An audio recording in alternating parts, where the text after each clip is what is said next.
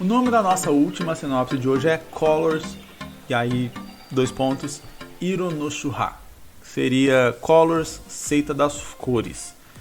Eu acho que fica legal o título em português, mas eu acho que eu deixaria somente o Seita das Cores, e aí na versão internacional ou algo do tipo, o Iro no Shuha. Por quê? Fica meio estranho essa palavra repetida, né? Colors, Seita das Cores.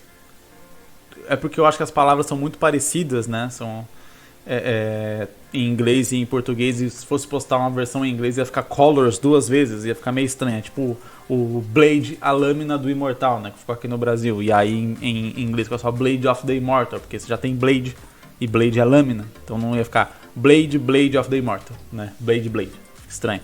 Enfim, então eu entendo que o nome do país, né, a primeira frase da sinopse é em um país chamado Colors, então eu entendo que o nome do país é Colors, mas eu acho que só a Seita das Cores funcionaria muito bem. Enfim, fica a sugestão. Em um país chamado Colors, a sociedade é dividida em seitas de cores. Mas nesse país, onde todos são coloridos, ou pelo menos deveriam ser, nasceram dois gêmeos, Shiroi, o branco, e Kuroi, o preto, que não tinham nenhuma das cores das seitas existentes. Os dois pequenos gêmeos recém-nascidos são enviados para longe para não serem descobertos, mas 19 anos depois eles retornam para exigir que suas cores fossem aceitas, acarretando na morte e perseguição do homem que os criou.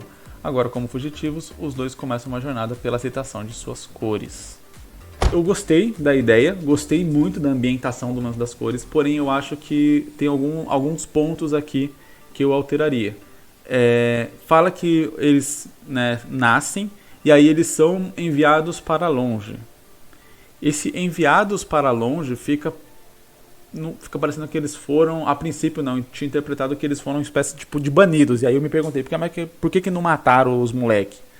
Né? Mas depois eu entendi que foi alguém que meio que criou eles ou algo assim. Eu não entendi quando falo o homem que os criou, se eles foram uma espécie de experimento ou se eles nasceram naturalmente, então é o pai deles e tal. Isso pra mim ficou um pouco confuso.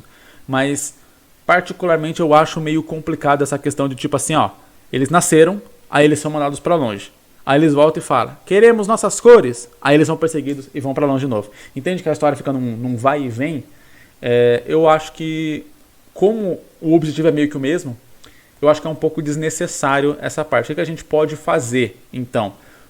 Eles nascem aqui e aí eles vivem escondidos.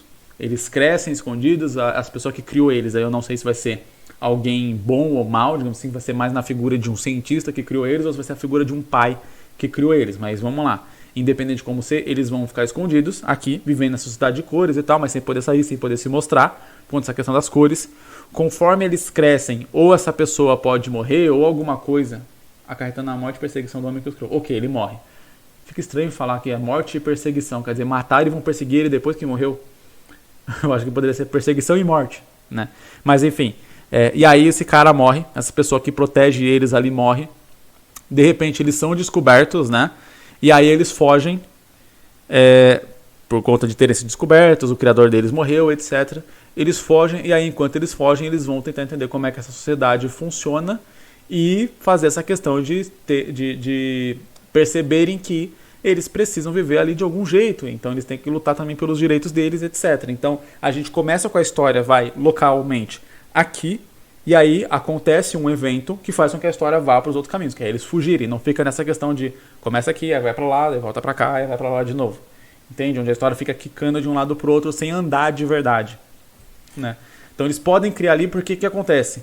Se eles são mandados para longe, a gente precisa automaticamente desenvolver como que eles foram criados nesse longe, por que eles foram mandados para longe, por quem, para quem criou eles lá. Então a gente começa a criar um monte de questão, todo um arcabouço de questões ali, perguntas que precisam ser respondidas, que não necessariamente ajudam a história que quer ser contada de verdade, mas que se não forem respondidas vão ficar na cabeça do leitor e ele não vai conseguir apreciar a história que está sendo contada ali. Que é esses personagens que estão fugindo ali de uma tirania, de um preconceito, etc., que vão buscar não só entender o seu próprio lugar no mundo, como também exigir o seu lugar no mundo. Esse é o objetivo da história. Então explicar para onde que eles foram, quem que foi, para quem que mandou, quem criou, por quê, etc. Tudo mais. Não, eu ia falar que é desnecessário, mas não é que é desnecessário. É só que é gasto de tempo, talvez. O gasto de tempo é desnecessário. Talvez tenha como explicar isso de uma maneira um pouco mais simples. Com eles crescendo já dentro da sociedade, porém, de maneira escondida, a gente já consegue desenvolver essa relação que eles têm de medo da sociedade, de querer fazer parte daquilo, mas não poder. Né? Então a gente já consegue criar várias das questões ali que vão permear esses personagens ao longo da fuga e ao longo da jornada da história, pelo fato de eles já estarem vivendo naquela sociedade ali de cores e tal, só que escondidos. Eles já vão ter vários traumas e vários problemas que eles vão ter que trabalhar ao longo da história por estarem ali. A gente já vai saber que eles foram criados ali e ficaram escondidos ali. Então é uma coisa de, em uma página você explica toda essa questão. Ao longo do que, como eu falei, se eles são mandados para longe, tem todas as questões de quem criou eles lá, quem que mandou, por que mandou, eles foram banidos, se eles foram banidos, por que não mataram, se eles não foram banidos, foi o criador deles que mandou eles para longe, mandou para quem, onde que eles cresceram lá, eles cresceram no meio de uma sociedade também de cores, ou eles cresceram também isolados da sociedade, enfim, entende? São várias questões que a gente vai tendo que responder e que vai automaticamente gastando e consumindo o tempo da história, antes de entrar na história de verdade, que é eles sendo perseguidos e tal, e tentando, como eu disse, achar o seu lugar no mundo e impor esse lugar no mundo também. Daí a gente já faria algo um pouco mais direto. A gente já começaria com, por exemplo, essa relação deles ali, nesse mundo, né, onde eles vivem escondidos, e aí de repente o laboratório, se eles foram criados assim, ou a casa, se eles foram criados por um pai, sendo invadida porque foi descoberta, etc. E aí eles fogem, o pai criador deles morre nesse processo, e eles vão fugindo, e aí começa a história de verdade. Então é muito mais rápido, a gente começa de fato a história sem precisar dar uma contextualização toda complexa antes de a gente poder de fato começar essa história. E aí beleza, aí dá para explicar com alguns flashbacks, com algumas conversas, etc, sobre como que foi essa vida deles ali escondido e tal. E aí eu acho que consegue trabalhar muito bem os traumas que esses personagens teriam por conta disso. E aí eu imagino que, como a gente tem dois personagens aqui, a gente vai ter aquela velha dinâmica que eu vivo comentando aqui, que é interessante, que você tem dois personagens, os personagens naturalmente são pessoas diferentes, têm pensamentos diferentes e têm visões diferentes sobre coisas do mundo. E aí um deles pode ser um pouco mais belicista, no sentido de a gente pode impor a nossa presença no mundo e quem não aceitar a gente mata, por exemplo, né? Isso levando para um nível mais extremo possível, enquanto o outro pode ser aquele caso, né, mais de tipo, a gente precisa mostrar para eles que a gente não é mal, que a gente não somos monstros, enfim, que a gente é pessoa como eles, só nasceu com cores diferentes, enfim, a gente só não tá nesse lance das mesmas cores, né? E aí ter essa visão, pode ter uma divisão dos irmãos em determinado momento, etc. É um pouco parecido com o que eu falei aqui no começo. Foi na primeira ou na segunda sinopse?